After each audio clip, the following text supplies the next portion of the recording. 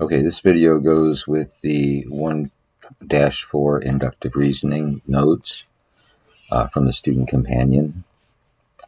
And this first question gives us a pattern of points on a circle, and with lines drawn between the points, how many regions the circle is divided into. So I kind of made them into red dots so we can see those better. So one strategy, if you can't see the results, well, first of all, to kind of see the pattern, you need to make some kind of a chart. So in the top, I'm going to have the number of points. We'll make a table. And in the bottom, number of regions.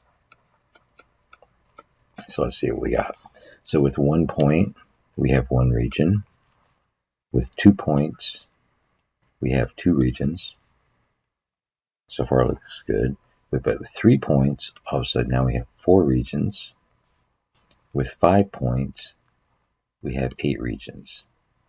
And we want to ultimately see what we get in the next region, or maybe even the next 2 regions. So let's see what we can do here. Now there's a strategy that works with this, and I think it's called lattice. So we want to make a lattice. We're going to look at what we call constant differences. We're actually looking for constant differences.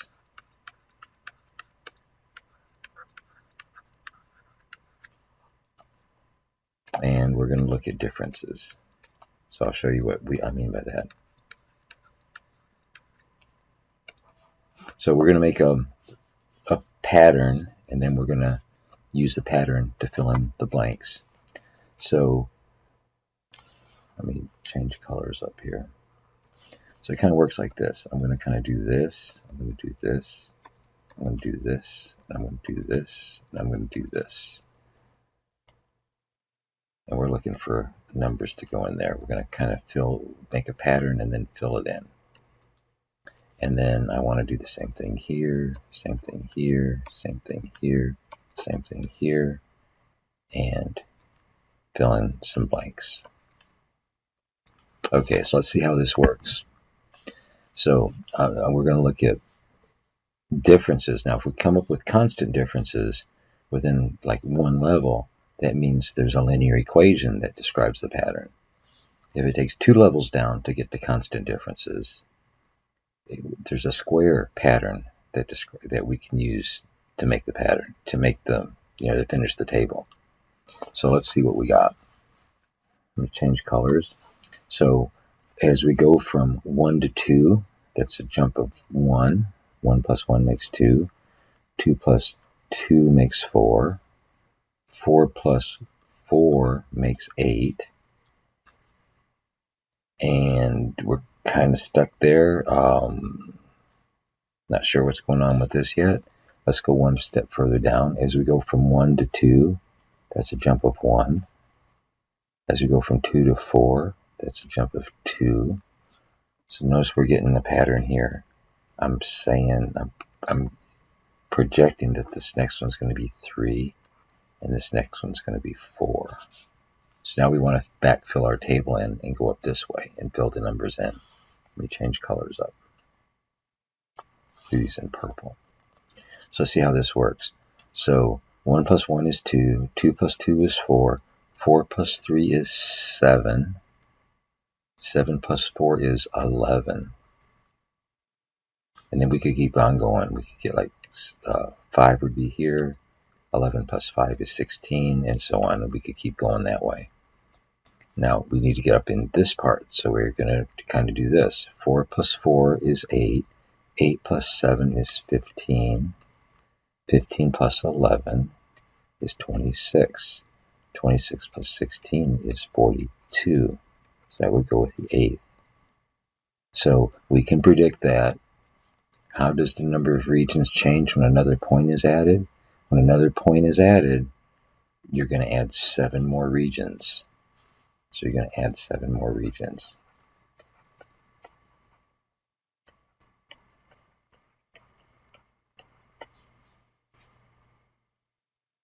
And we answered that question.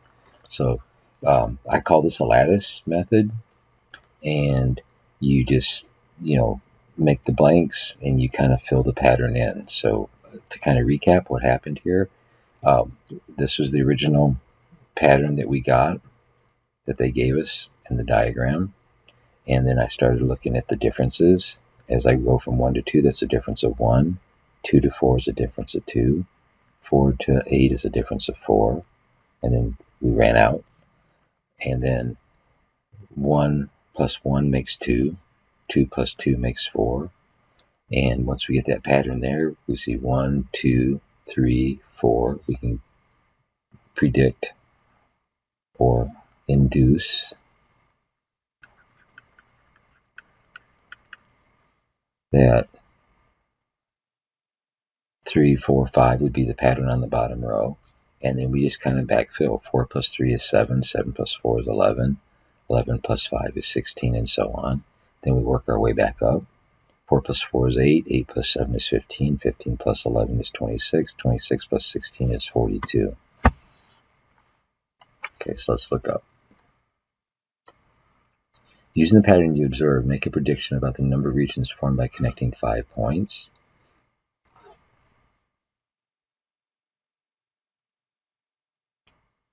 Thought this was 5. Oh, this is only 4 points. So let me change this. It doesn't really matter if these top numbers. This was actually 4 points. I'm off on these. Sorry about that. So let's see. So we're actually, this is 3 points. This is 4 points, 5 points, 6 points, 7 points. So actually, when you add one more point, they went up to 4. When you add one more point, yeah, you're still adding 7 more. You're going from 8 to 15. So you're still adding 7 more regions as you go up one more. I just had these top numbers off. So using the pattern you observe, make a prediction about the number of regions formed with 5 circles. My prediction is that there would be a total of 15 regions, which are 7 more than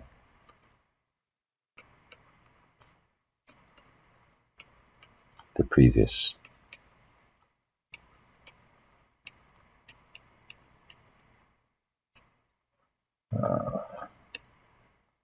number of regions. Some words to that effect. Okay, let's move on. So, if you see a pattern, does it always prove a relationship? The operative word here is prove. If you observe a pattern, you can predict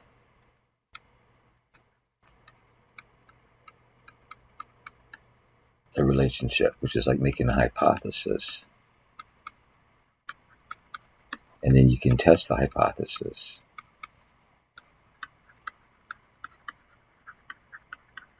And if the test doesn't work, you throw the hypothesis out and you try something else. And if the hypothesis seems to work, then you can predict. But it's a lot different than actually proving and knowing for sure. Just because it seems to work a lot of the times doesn't mean that there might not be some kind of a case where it doesn't work. Okay, let's move on. So on the example 1, try it. We want to use inductive reasoning to extend a pattern. So let's see what we got. So some of these are kind of obvious. Like it kind of looks, as we're looking at this, you're going from 800 down to 400, down to 200, down to 100. So each subsequent number is half of the number that comes before.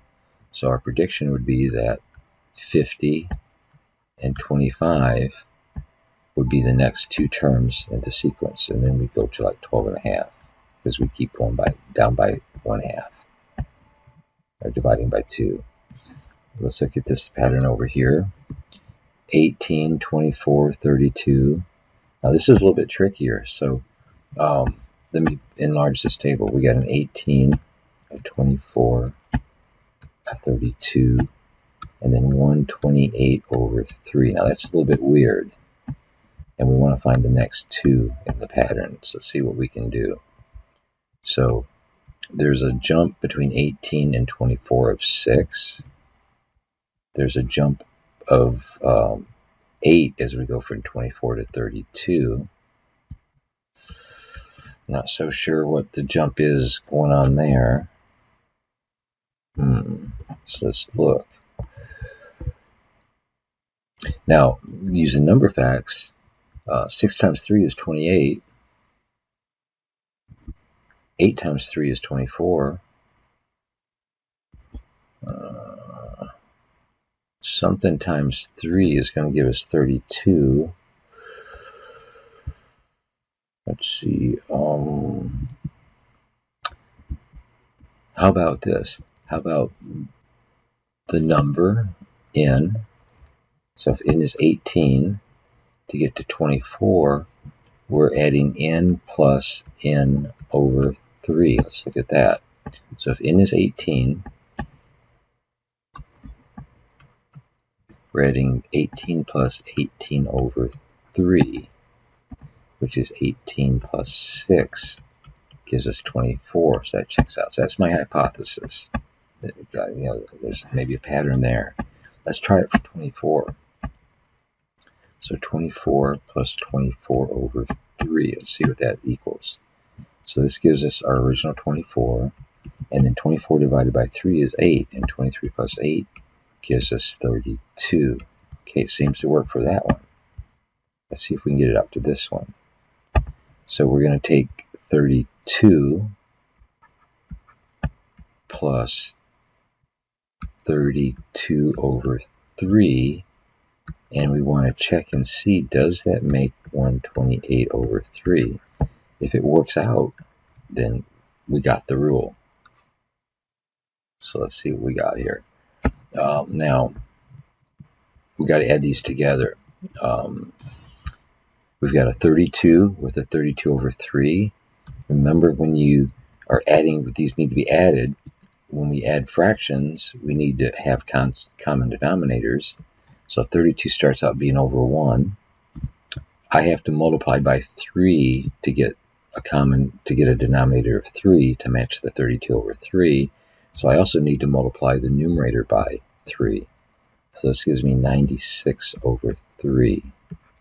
So what I did was I just multiplied by 3 over 3, which changed the numbers, but it still kept the ratio the same. And let's see what we get. 96 over 3 plus 32 over 3 does give us 128 over 3. So we want to find the next 2 terms in the sequence. Okay, I'm just going to go ahead and set the pattern up and then, move on, but let's see what we got. So this one is 128 over 3. So for the 1, 2, 3, 4, for the 5th term, we would have 128 over 3 plus 1/3 of 128 over 3, which is 128 over 9. Let's see what that would give us. I guess we do have to do this. So again, now I need to have constant denominators with these. So I'm going to multiply by 3 over 3 on this side. That's going to give us 9 in the denominator, which matches the one that we need. And 3 times 128 is going to be 360 plus 24. It's going to be 384. So 384 over 9 is the same thing as 128 over 3. I just multiply by 3 over 3. And we're going to add those together. So we get 9 in the bottom. And we get 384, 484, 504, 512 over 9. So 512 over 9 is the next one in the sequence. And I'm not going to go for the next 2, but it's kind of the same idea. We would do 512 over 9 plus 512 over 27. Now we have to do this times 3 and then add them all up, and that would give us the last term, which would be the 6th term. So if you're interested in doing that, I'll leave that for you to finish. You got to basically turn this into a 27, multiply 3 times the top. It's like 1536. 1536 plus 512, whatever that is, over 27 is going to be the answer. Okay, let's move on. Use inductive reasoning to make a conjecture. See what we got with this. How many dots are in the 5th and 6th patterns? So it looks like we can kind of finish the pattern up here. We've got 1, 2 wide, 3 wide, 4 wide. We're going to have 5 wide for the 5th one.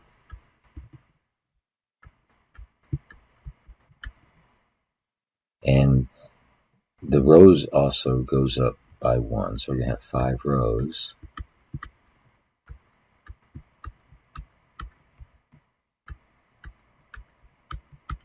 One, two, three, four, 5 rows. And then you've kind of got 1 less than the last row. So we're going to have 4 on the last row.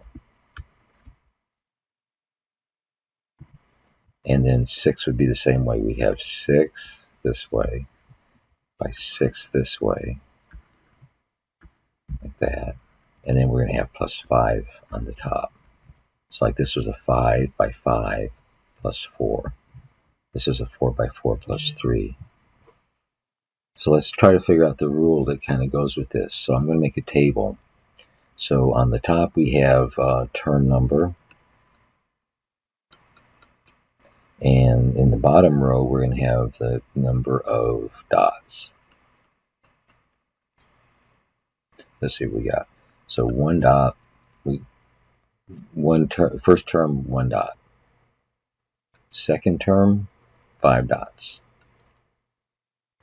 Third term, 11 dots. Fourth term, 19 dots. Fifth term, we've got 25, 29 dots. Now, as I'm doing this, I'm kind of seeing the pattern here. It's kind of like, let's look back. 3 times 4 take away 1. No, 3 times 2 times 3 take away 1. 3 times 3 take away 1. 4 times 3. No, it's not going to work with that. So let's see what we got. So this is like 2 squared plus 1. 3 squared plus 2. 4 squared plus 3. 5 squared plus 4. Now, each one of these on the top is 1 less than the term number. So, kind of working with this, let me just kind of think about the pattern here. So, for 2's, we have 2 squared plus 1. So, 2's, we have 2 squared plus 1 makes 5. For 3, we have 3 squared plus 2 makes 11.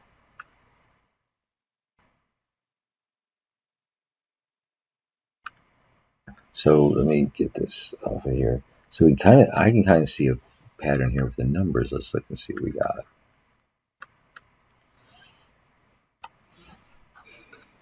If I let n be the term number, this part's going to be n squared. Let me change colors up.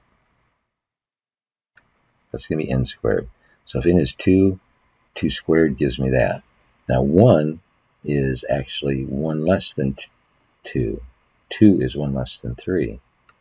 So we could represent it as n minus 1. So see how this works. N squared plus n minus 1. So let's try it for 4.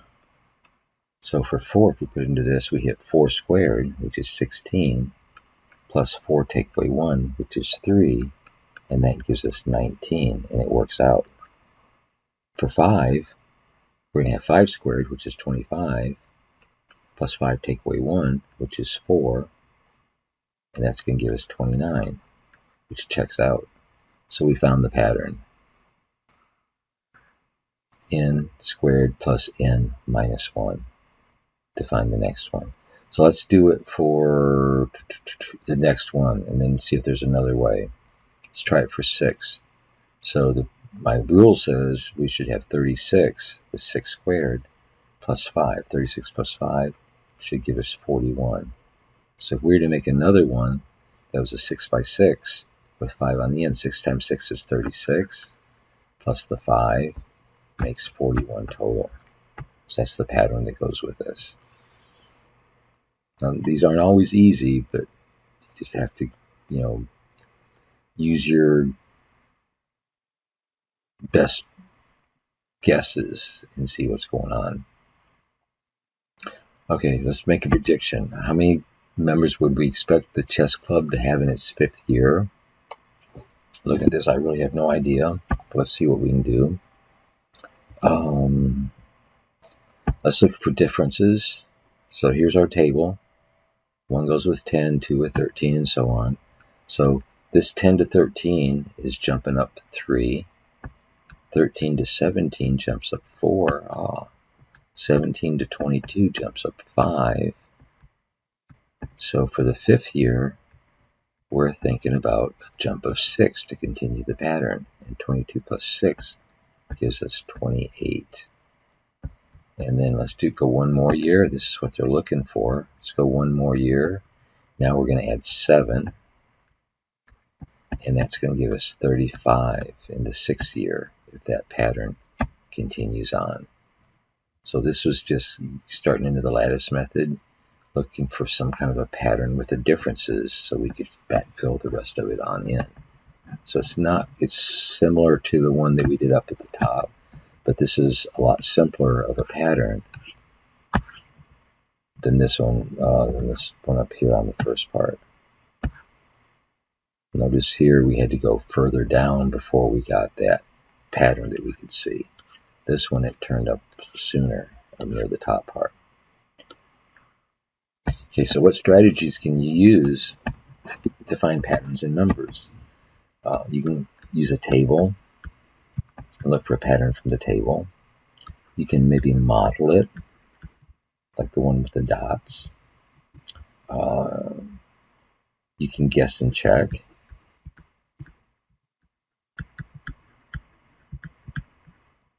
And with the table, you can try the lattice method. Or you can look for like some kind of number facts, like squares and stuff, that relates the values together. And sometimes there's more than one way to do this. Like the lattice method might give you a way of filling out the table, but when you're trying to find the rule, you might have to do more like the number facts and try to get the number facts that fits the numbers.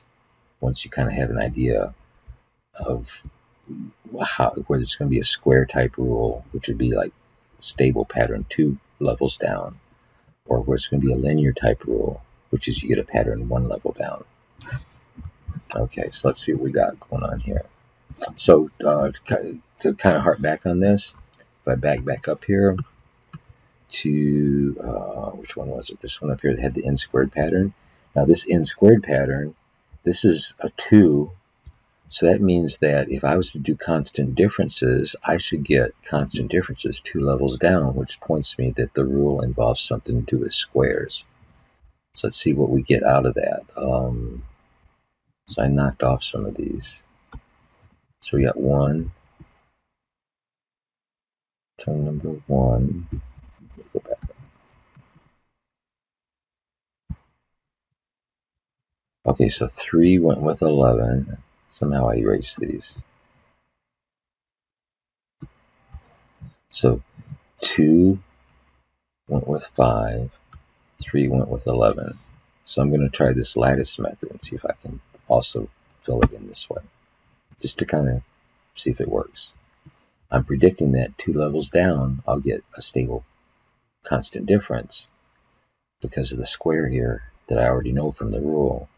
If I was looking for the rule, this is one way I would know, whether to look for squares or not in the rule. So there's a difference of 4 there. There's a difference of 6 here. There's a difference of 8 here. And there's a difference of 10 here. Okay, go one more level down. 4 to 6, I got a 2. 6 to 8, I got a 2. 8 to 10, I got a 2. Okay, one level down, If these 2's occurred in here, or you had 1's, all 1's across, that would be that there was a rule with just an n power. But because it takes 2 levels down to get to the constant difference, that means there's going to be an n squared type rule.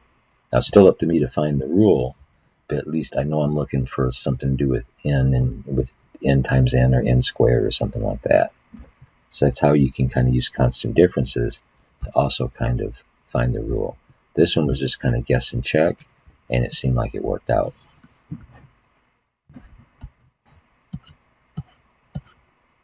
Let's look at this next one. Now, counterexamples. If you make a conjecture or a hypothesis, you test the hypothesis, and if the hypothesis works, you assume that it works. Now, that's not exactly proven that it's true, but if you can find a time when it doesn't work, we call that a counterexample. And all it takes is one counterexample to cause the whole rule to fall apart, and you have to start over again. So let's think about the sum of 2 composite numbers must be a composite number. Now, composite numbers, those are numbers that are not prime. So let's make a list of numbers that aren't prime. So 1's prime, 2's prime, 3's prime. 4 is 2 times 2, so 4 is a composite number. 5 is prime, it's only 5 times 1. 6 is composite, because that could be 2 times 3. 7 is going to be prime. 8 could be like 2 times 4. 9 is 3 times 3. 10 is 2 times 5. 11 is a prime number. 12 could be like 2 times 6 or 3 times 4, and we'll do one more. 13 is prime. 14 is like 2 times 7. So, and it keeps on going. So these are like our first composite numbers. Now, let's see. Now the prime numbers, though, like if I list the prime numbers, like we're going to look. Can we? So 1, 2, 3 are primes. 5 is a prime. 7's a prime. 10, 11's a prime. 9, 11's a prime.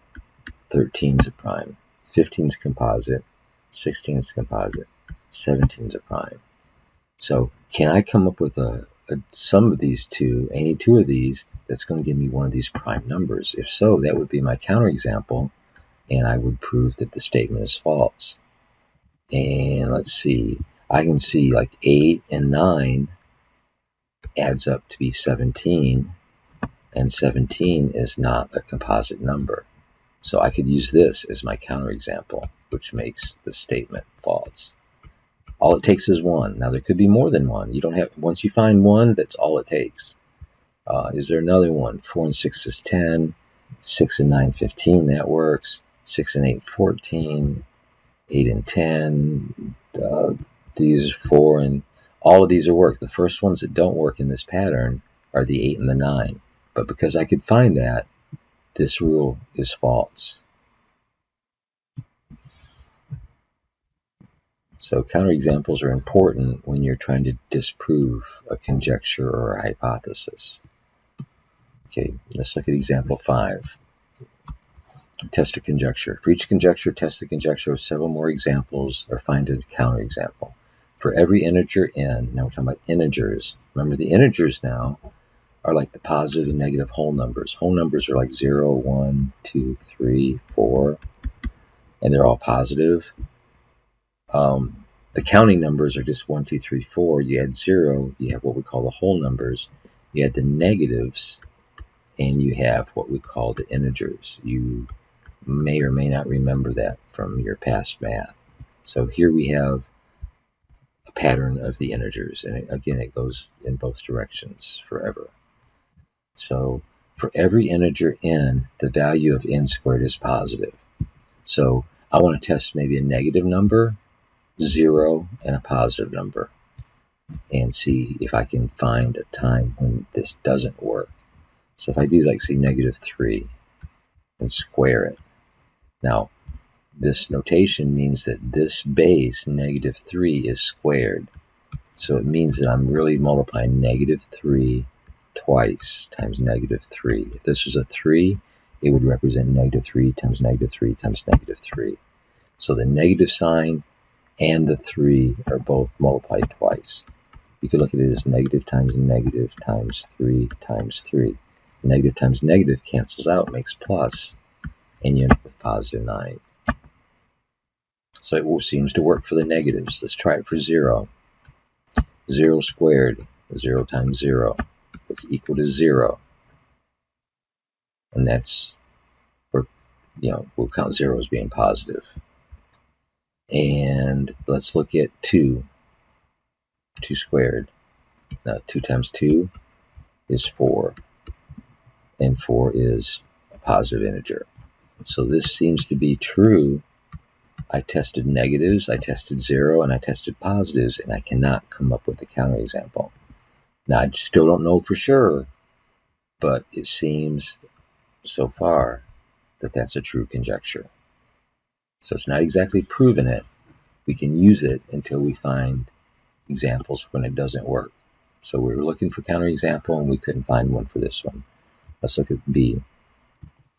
A number is divisible by 4 if the last 2 digits are divisible by 4. So last 2 digits divisible by 4. So I kind of want to do multiples of 4, I guess, and then I'm going to tack it on to the end of some numbers. 2-digit multiples of 4.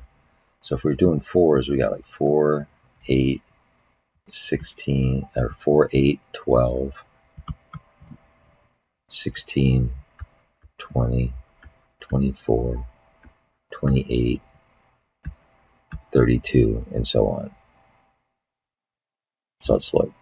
So let's say I want to make a number like the last 2 digits. Okay, it's 512. Let's make a 3-digit number like 1024. Let's make a 5-digit number. Let's make a negative, like a -628. So I'm adding on last 2 digits that come from my multiple list that I made. And these are divisible by 4 because they're all multiples of 4, like 4 times 6, 4 times 7, 4 times 8, and so on. And we want to check to see if 4 evenly goes into these numbers. So 512 divided by 4, 500 divided by 4 is going to be 125. And then the 12 divided by 4 is going to give me another 3. So 512 divided by 4 is 128. But it is even. There's no remainder. It's evenly divisible by 4. Let's look at 1024. 1024 divided by 4. Now 1,000 divided by 4 is 250. And then we have the 24 left over. 24 divided by 4 is 6. So that's going to be 256. And no remainder, so it works. Let's try the negative. A -628. -600 divided by 4 is going to be -150. So I get -150 out of that, and then 4 times 7. So I'm going to add a -7. 4 times 7 makes the 28, but it's really like -600 plus -28, so we need a -7. That's going to be -157, and it works. So this seems to be a true statement also, because I cannot find a counterexample. Okay, let's look here. Tyler says that only one example is needed to prove that a conjecture is true. Do you agree?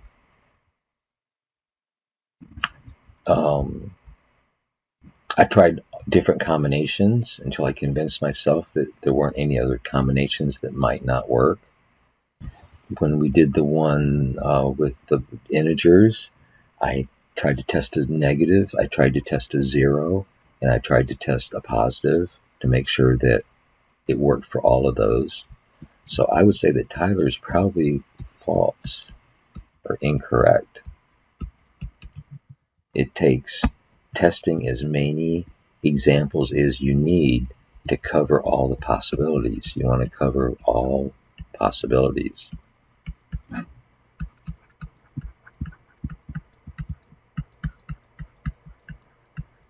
So sometimes I'm worried about taking care of a positive number, 0, and a negative number. Like here, I, made up a bunch of multiples of 4, and I tried a big number. I tried like a 3-digit number, and then I thought, well, okay, what about negatives? And I couldn't find a time when it didn't work. Like if I only tried positives, then how would I know for sure it didn't work for the negatives unless I'd already tested it out? So you need to cover all the possibilities depending on which problem you happen to be dealing with. So I'm not going to worry about the do you understand and do you know how. These are our notes right now for the 1-4 student companion.